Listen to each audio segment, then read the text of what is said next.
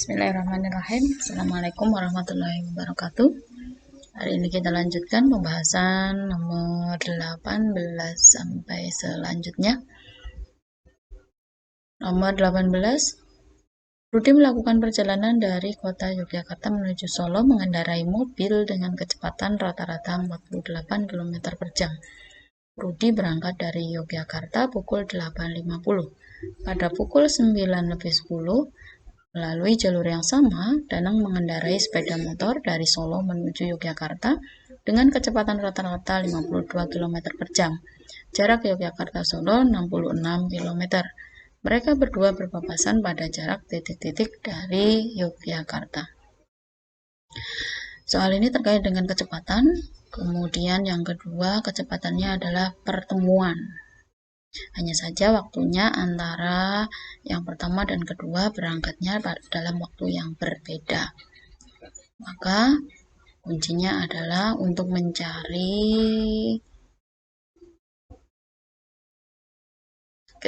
waktu ketemu itu adalah dengan cara menjumlahkan kecepatannya. Jadi kecepatannya dijumlahkan. Kalau ketemu itu kuncinya, cirinya adalah kecepatannya dijumlahkan. Rumusnya tetap sama, menggunakan rumus dasar dari kecepatan, yaitu jarak dibagi waktu. Untuk mencari waktu, jarak dibagi kecepatan, dan mencari jarak, kecepatan dikali waktu. Yang pertama, untuk mempermudah, gambarkan antara jarak Yogyakarta sampai kota Solo. Seperti gambar ini, Yogyakarta guru simbolkan Y, kemudian Solo guru simbolkan huruf S. Rudi berangkat dari Jogja dengan kecepatan 48 km per jam, yaitu pada pukul 8.50. Selanjutnya Danang berangkat dengan kecepatan 52 km per jam pada waktu pukul 9.10. Karena waktunya berbeda, waktu berangkatnya berbeda, maka pada saat Rudi berangkat sebelum pukul 9.10 berarti si Rudi itu sudah menempuh jarak tertentu. Nah, jadi kita harus mencari jarak yang ditempuh Rudi dari pukul 8.50 sampai 9.10, yaitu dengan cara mencari waktu selisih atau waktu dari jam 8.50 sampai jam 9.10 dulu untuk bisa menyamakan waktu berangkatnya. Jarak yang ditempuh Rudi sampai pukul 9.10 yaitu dengan cara kecepatannya Rudi 48 dikalikan dengan biar sama, berarti di sini waktunya 9.10 menit dikurangi 8.50 menit, itu berarti waktu yang ditempuh oleh Rudi supaya sampai pukul 9.10. Berarti sama dengan 48 kali 20. Ini kalau dikurangi 10 menit tidak bisa dikurangi 50, berarti pinjam 1 jam menjadi 70 menit, dikurangi 50 menjadi 20 menit. Nah, 9 dipinjam 1, tinggal 8, 8 kurangi 8, 0. Berarti waktunya adalah 20 menit. 48 kali, karena kilometer per jam, maka satuan menit kita ubah jadi jam. 1 menit sama dengan 60 jam. Menit jadi jam dibagi 20 per 60 sama dengan 16 kilometer. 48 kali 20 per 60 ya. Ini dihitung, hasilnya adalah 16 kilometer. Nah, mereka ketemu yaitu berapa, ini 16 km itu artinya sampai pukul 9.10 Rudi itu sudah menempuh jarak 16 km. Berarti pada waktu yang sama, yaitu pada pukul 9.10 mereka menempuh perjalanan dari Jogja yang sudah berkurang 16 kilo sampai ke Solo, yaitu jarak Jogja sampai Solo 66 dikurangi sudah ditempuh 16 kilo, berarti dikurangi 16 maka 50 kilo. Jadi mereka akan bertemu pada jarak 50 kilo di mana? Nah, kita cari. Ketemunya caranya yaitu dengan mencari ketemu, itu kan berarti mencari waktu. Waktu ketemunya W, waktu sama dengan jarak dibagi kecepatan. Nah, jarak yang ditempuh adalah 50 km, kemudian dibagi kecepatan, karena ketemu berarti kecepatannya ditambah, yaitu kecepatan Rudi dan kecepatan Danang. 48 ditambah 52 sama dengan 50 dibagi 100 sama dengan setengah jam. Kemudian berapa jarak yang ditempuh? Nah, jarak yang ditempuh selama setengah jam, jadi dari pukul 9.10 selama setengah jam, ya ketemunya di waktu setengah jam kemudian, berarti kecepatannya Rudi 48 kali setengah. Kenapa pakai kecepatan Rudi? Karena nanti yang akan dihitung adalah jaraknya dari Jogja. Jadi karena yang berangkat dari Jogja Rudi, maka dihitung menggunakan kecepatannya Rudi. 48 kali setengah sama dengan 24 km. Nah, menentukan jaraknya dari Jogja berarti ketemunya adalah pada kilometer 24, berarti 24 kilo ditambah tadi Rudi sudah menempuh jarak 16 kilo, berarti ditambahkan 16 ditambah 24, sehingga mereka ketemu pada kilometer 40 dari kota Yogyakarta. Selanjutnya nomor 19, kakek mempunyai kebun berbentuk persegi panjang dengan luas 200 meter persegi dan lebar 10 meter. Di sekeliling kebun ditanami pohon singkong dengan jarak 1 meter dari tepi kebun. Jarak tanam antar pohon 2 meter dimulai dari sudut kebun. Pohon singkong yang diperlukan kakek ada titik-titik. Untuk mempermudahnya, gambarkan kebun bentuknya persegi panjang, dan luasnya adalah 200 meter.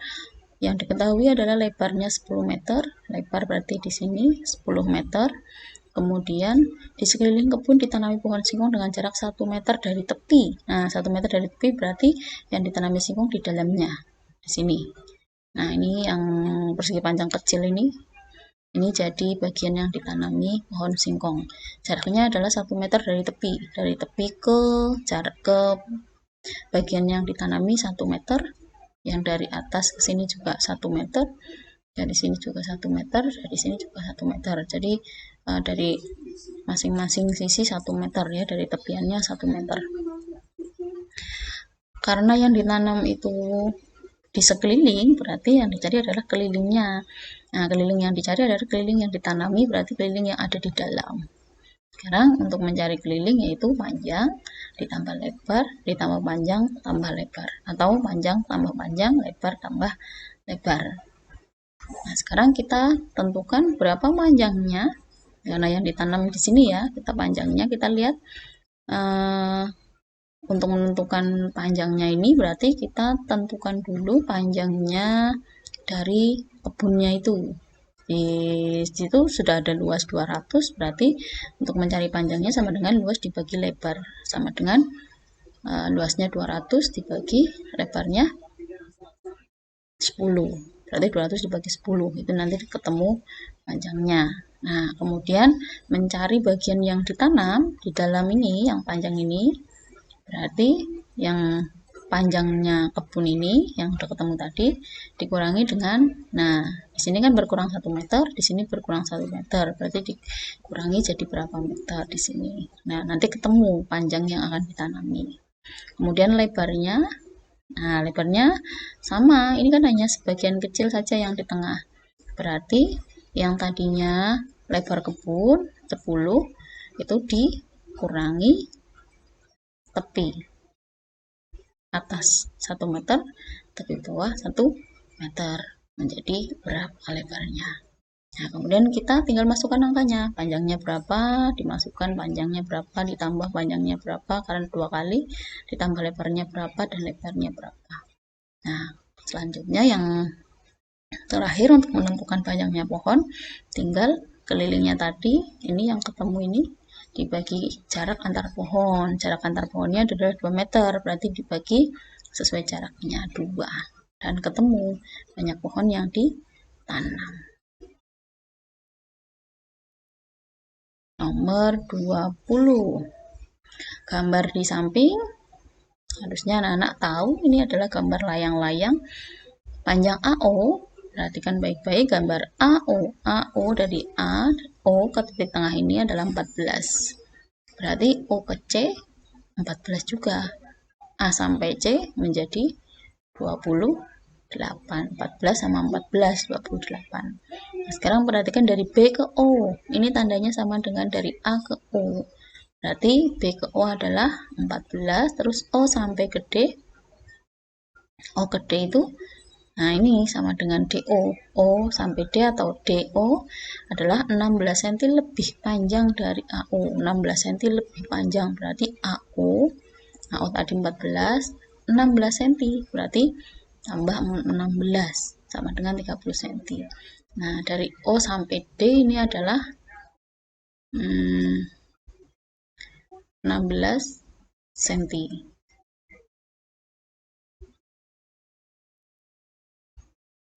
Dari sini sampai sini ya, 16 tambah 14 30, terus ditambah ini nanti menjadi berapa, tambah O sampai B yang sama dengan A sampai O. Untuk mencari luas layang-layang rumusnya adalah diagonal kali diagonal dibagi 2. Jadi AC kali BD dibagi 2, tinggal dimasukkan angkanya. AC berapa, BD berapa, dibagi 2, dihitung. Maka ketemu luas layang-layang. Nomor 21.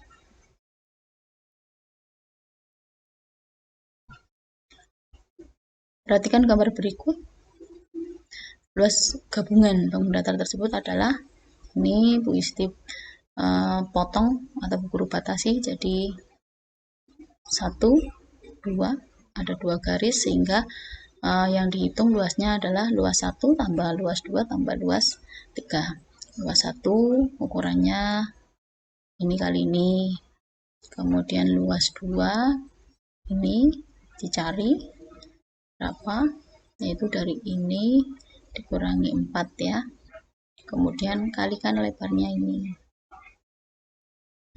Ini asalnya dari mana? Ini asalnya dari ini 14 dikurangi ini 3, kemudian dikurangi ini 8, maka ketemu lebar yang gambar kedua. Kemudian yang ketiga, bentuknya sudah jelas, di sini dua sisi ukurannya sama, tinggal dihitung saja berapa dan berapa. Terus yang terakhir ditambahkan semua, maka ketemu luas gabungan. Nomor 22. Luas bagian bangun yang diarsir adalah, nah aslinya bentuk gambarnya adalah seperti soal berikut. Untuk mempermudahnya, coba perhatikan. Ini guru berikan tanda panah. Setengah lingkaran ini guru pindah ke sini. Kemudian setengah lingkaran yang ini guru pindah ke sana. Sehingga ketika digabung menjadi gambarnya seperti ini. Nah, yang diarsir adalah yang diberi warna hitam ini ya. Ini berapa bagian lingkaran? 1/4. Yang ini 1/4 juga. Berarti luas bagiannya adalah berapa bagian lingkaran? Setengah ya. Maka tinggal dicari luas setengah lingkaran. Itu rumusnya luas lingkaran dikalikan setengah, atau setengah kali rumus luas lingkaran. Jadi ketemu luas bagiannya. 23. Sebuah meja hias berbentuk lingkaran dengan ukuran diameter 14 dm diberi hiasan kertas warna sepanjang tepi meja. Hiasan kertas warna terdiri dari warna merah dan kuning dengan jarak antar hiasan kertas 2 cm. Kertas merah selalu dipasang setelah pemasangan 3 kertas kuning. Jumlah hiasan kertas warna kuning adalah titik. Karena mejanya berbentuk lingkaran, maka guru gambarkan lingkaran, diameternya adalah 14 dm, ubah menjadi cm, maka 140 cm. Karena yang dipasang tepi meja, maka yang dicari adalah kelilingnya. Keliling lingkarannya sama dengan keliling mejanya sama dengan 22/7 kali D, Pi kali D sama dengan 440. Nah, banyaknya hiasan seluruhnya ya, baik yang merah maupun yang kuning, totalnya itu 440, kelilingnya dibagi 2 karena jarak antar hiasannya adalah 2, maka ketemu 220 hiasan. Totalnya 220 hiasan. Nah, di sini disebutkan bahwa kertas merah selalu dipasang setelah pemasangan 3 kertas kuning. Itu artinya 3 kertas kuning, 1 kertas merah. Berarti antara satu kertas merah dengan kertas merah selanjutnya 4 ya. Setiap 4 kertas itu ada satu kertas merah, sehingga jarak untuk satu kertas merah ke kertas merah selanjutnya itu menjadi 8. 8 itu asalnya dari 4 kertas dikalikan 2 karena jarak antar hiasannya adalah 2. Maka untuk mencari banyaknya hiasan kertas merah bisa kita hitung 440 keliling lingkaran dibagi dengan 2 kali 4.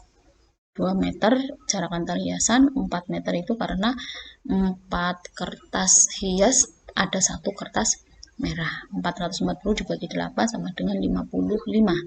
Sehingga kita bisa dapatkan banyaknya kertas kuning adalah semuanya 220, merahnya 55, berarti 220 dikurangi 55, maka ada 165 kertas kuning. Nomor 24.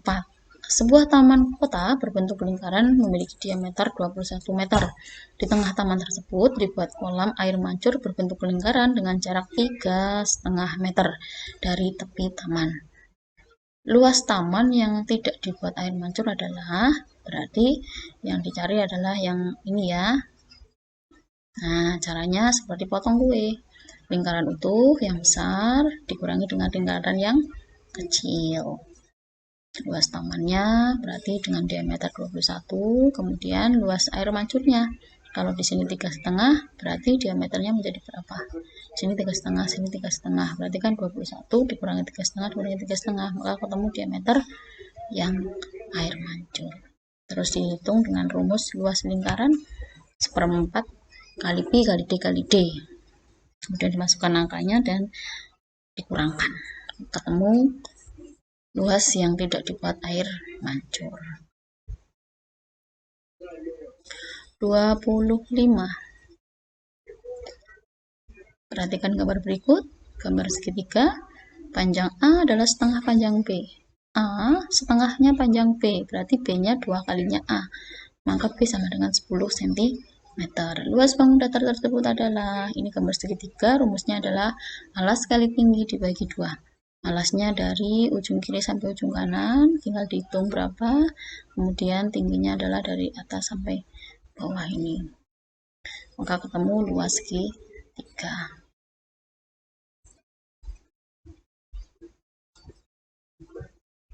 26.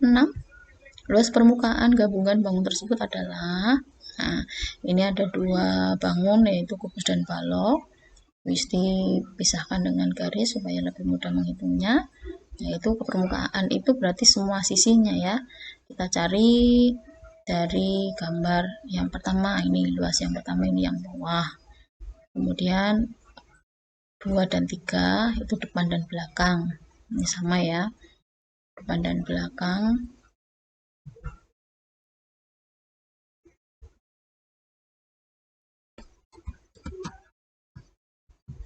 Belakang ini, kemudian yang sisinya sama, ini guru beri angka dengan warna merah, yaitu ada 1, 2, 3, 4, 5, 6, 7, kemudian depan 8, belakang 9. Yang ini karena ada di tengah-tengah maka itu bukan permukaan ya.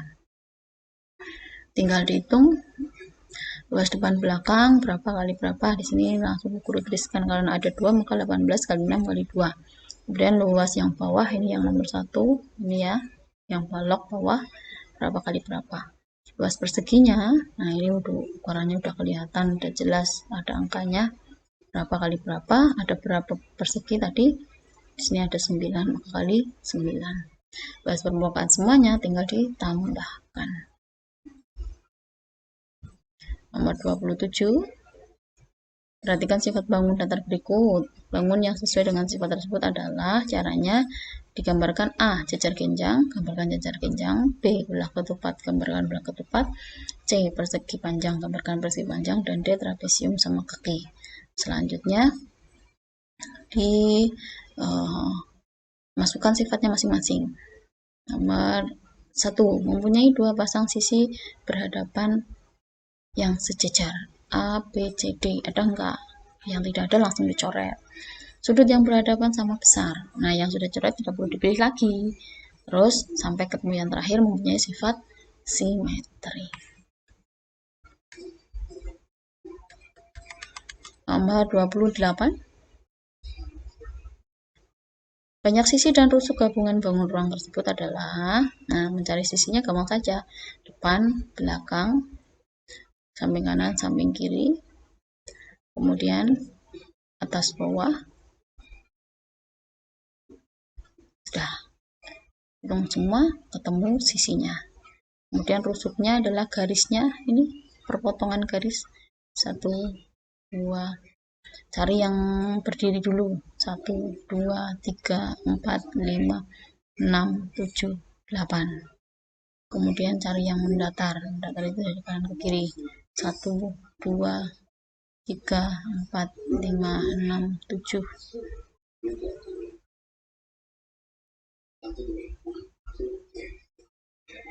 8. Yang belakang ini ya. Kemudian yang miring begini. Tinggal dihitung ada berapa. 1, 2, 3, 4, 5, 6, 7, 8. Jadi totalnya bisa ketemu. Sisinya berapa, rusuknya berapa. Nomor 29.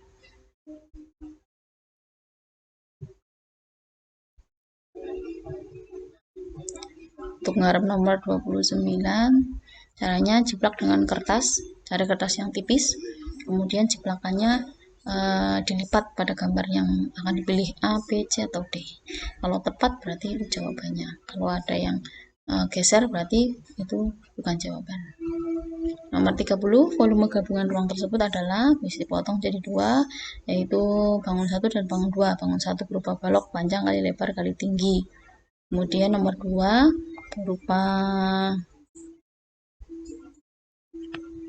balok juga, balok kecil, panjang kali lebar kali tinggi. Tinggal dihitung, dijumlahkan, ketemu volume gabungannya. Nomor 31, tabung berisi diameter 10 cm dan tingginya 4 cm. Terisi air penuh. Seluruh air dituang ke dalam wadah berbentuk kubus yang panjang rusuknya 11 cm.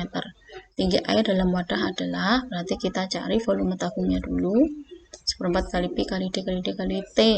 Selanjutnya mencari tinggi air dalam wadah kan bentuknya kubus ya. Berarti untuk mencari tingginya tinggal volume airnya dibagi luas alasnya, berarti 11 kali 11. Volume tabung kurangi hasil dari 11 kali 11, ketemu tinggi air dalam wadah. Kiranya penjelasan Bu Isti kali ini cukup. Kita lanjutkan pada pembahasan selanjutnya. Semoga bermanfaat. Wassalamualaikum warahmatullahi wabarakatuh.